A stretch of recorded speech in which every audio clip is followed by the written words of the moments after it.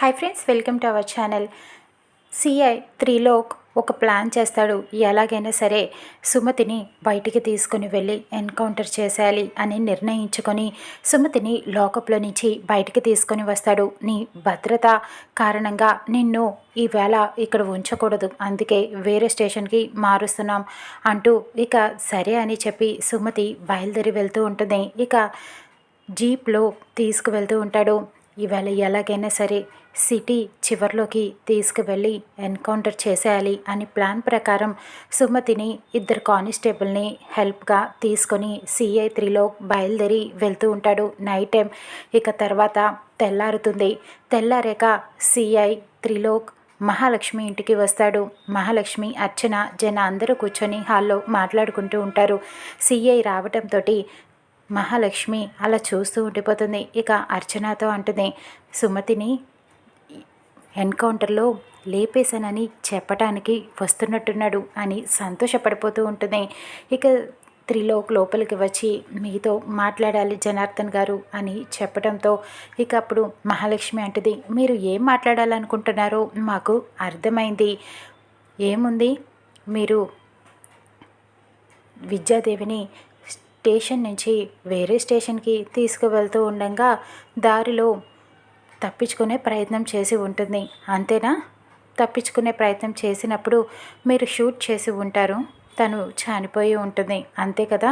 మీరు ఆ విషయం చెప్పడానికే కదా వచ్చారు అని చెప్పి అంటూ ఉంటుంది. మా మహాకి సిక్స్త్ సెన్స్ బాగా తెలుసు, ఏం జరుగుతుందో ఇట్టే పట్టేస్తుంది అని అర్చన అంటుంది. అది కాదు మేడం, నేను చెప్పేది వినండి అని చెప్పే లోపే ఇక మళ్ళీ గిరి అందరూ అంటారు, ఆవిడ అలాంటిదని మాకు తెలుసు, ఇలా చేస్తుందని అనుకుంటూనే ఉన్నాం, ఆవిడకి అంత ధైర్యం ఎక్కువ అని చెప్తూ ఉంటుంది. ఇక అప్పుడు రామ్ అంటాడు, టీచర్ సైలెంట్గా ఉంటారు, అంత సాఫ్ట్గా ఉంటారు, ఇలాంటి పని చేశారంటే నమ్మబుద్ధి కావట్లేదు అని చెప్పి మాట్లాడుతూ ఉంటాడు. ఇక చలపతి అయితే ముందు ఆయన చెప్పాలనుకున్నది చెప్పనివ్వచ్చు కదా అని అడుగుతూ ఉంటాడు. ఏముంది చెప్పడానికి ఇంతకంటే అని ఆవిడ మా సుమతక్కలాగా మాట్లాడింది, ఇప్పుడు అంతకు తెగిచ్చిందన్నమాట, ఆవిడకి సరైన శిక్ష పడింది అని అర్చన అంటూ ఉంటుంది. అందుకని ఎవరిని గుడ్డిగా నమ్మకూడదు రామ్ అని మహాలక్ష్మి రామ్కి చెప్తూ ఉంటుంది. ముందు నిన్ను నమ్మకూడదు చెల్లాయ్ అని చలపతి అనుకుంటూ ఉంటాడు. సిఐని గారిని ముందు చెప్పనివ్వండి, మీరు తర్వాత మాట్లాడుతురు కానీ అని చెప్తూ ఉంటాడు. ఇకప్పుడు సరే మీరు చెప్పండి అని మహాలక్ష్మి అడుగుతూ ఉంటుంది. ఆవిడ మేము వేరే స్టేషన్కి తీసుకువెళ్తూ ఉండగా అని సీఏ చెప్పడంతో మళ్ళీ మహాలక్ష్మి స్టార్ట్ చేస్తుంది.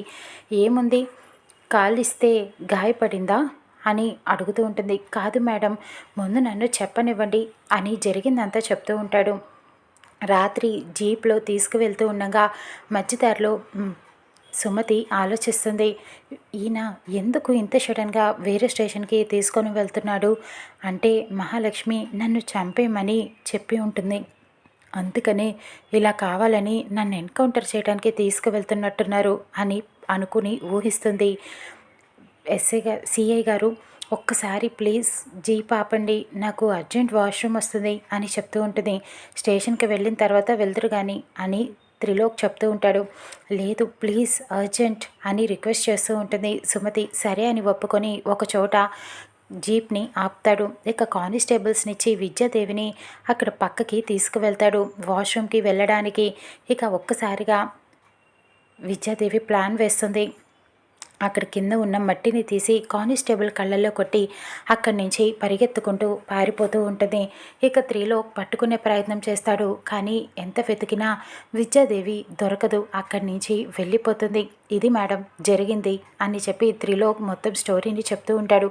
టీచర్ ఇంత పని చేస్తున్నారని అస్సలు అనుకోలేదు అని రామ్, మహాలక్ష్మి అందరూ చెప్తూ ఉంటారు. మేడం మీరేమీ కంగారు పడద్దు అని చెప్తూ ఉంటాడు. మహాలక్ష్మి ఈ మాటలు విని ఒక్కసారిగా షాక్ అయిపోతుంది. విద్యాదేవి పారిపోయిందా అని చెప్పి అనుకుంటూ ఉంటారు.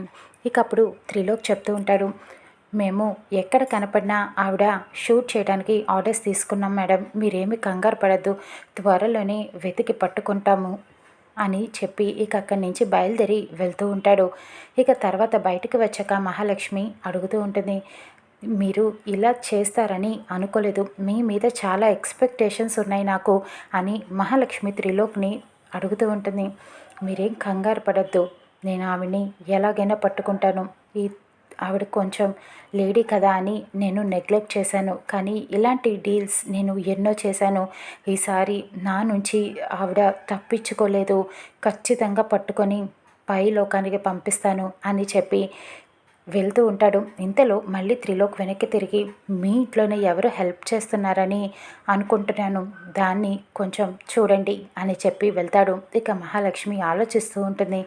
ఈ సుమతి పారిపోయిందా, ఇప్పుడు ఎక్కడికి వెళ్ళిపోయి ఉంటుంది, నా గురించి ఎవరికి ఏం చెప్పిందో ఏంటో అని చెప్పి ఆలోచిస్తూ ఉంటుంది. సీత ఒకచోట తన బట్టల వ్యాన్ని ఆపుతుంది. ఆపి వెనకాల డోర్ని తీస్తుంది. అందులో నుంచి సుమతి కిందకి దిగుతుంది. ఇక సీత జరిగింది తలుచుకుంటూ ఉంటుంది. ఆ నైట్ మట్టి కొట్టి కానిస్టేబుల్స్ కళ్ళల్లో సుమతి పారిపోతుంది కదా, అప్పుడు సీత తన వ్యాన్తో ఎదురవుతుంది. ఇక సుమతిని అలా వ్యాన్ లోపలికి ఎక్కించుకొని ఆ కానిస్టేబుల్స్ నుంచి తప్పించేస్తుంది.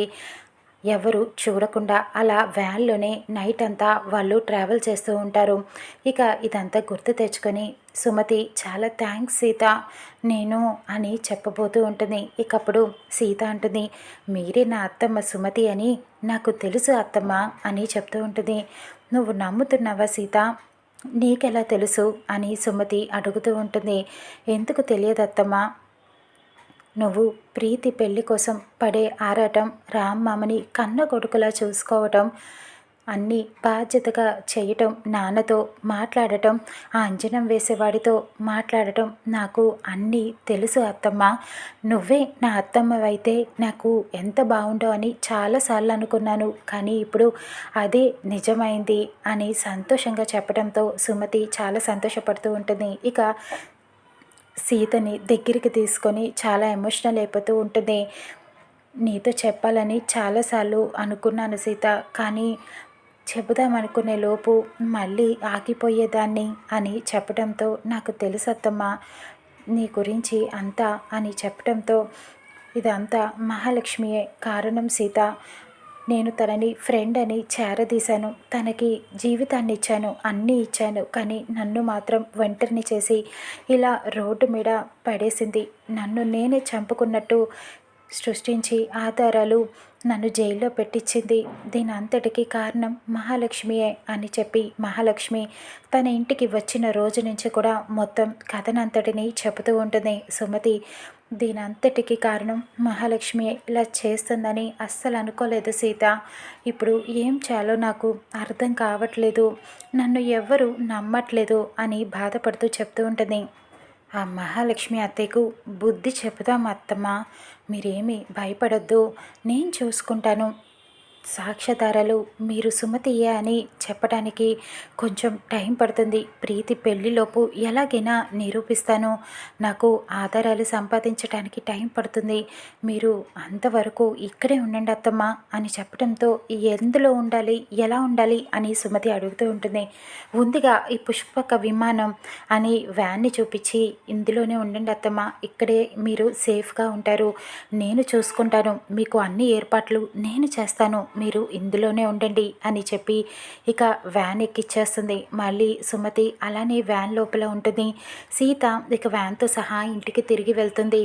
మీరు ఇందులోనే ఉండండి అత్తమ్మ అని చెప్పి లోపలికి వెళ్తుంది. ఇక ఇంటికి వెళ్ళగానే రామ్ అడుగుతూ ఉంటాడు, ఏంటి సీత నైట్ అంతా ఎందుకు ఇంటికి రాలేదు, నీకు ఫోన్ చేసినా స్విచ్ ఆఫ్ వస్తుంది అని అడుగుతూ ఉంటాడు. అంటే మామ ఫోన్ స్విచ్ ఆఫ్ అయిపోయింది, ఛార్జింగ్ లేదు, కస్టమర్స్ అందరికీ శారీస్ డెలివరీస్ ఇచ్చేసి వచ్చేటప్పటికి ఈ టైం అయింది, ఏమైంది, ఎందుకు అత్తయ్య అలా ఉన్నారు అని మహాలక్ష్మిని చూస్తూ ప్రశ్నిస్తూ ఉంటుంది సీత. ఇక ఎలా ఆధారాలు సంపాదిస్తుందో సీత చూద్దాం రానున్న ఎపిసోడ్స్లో.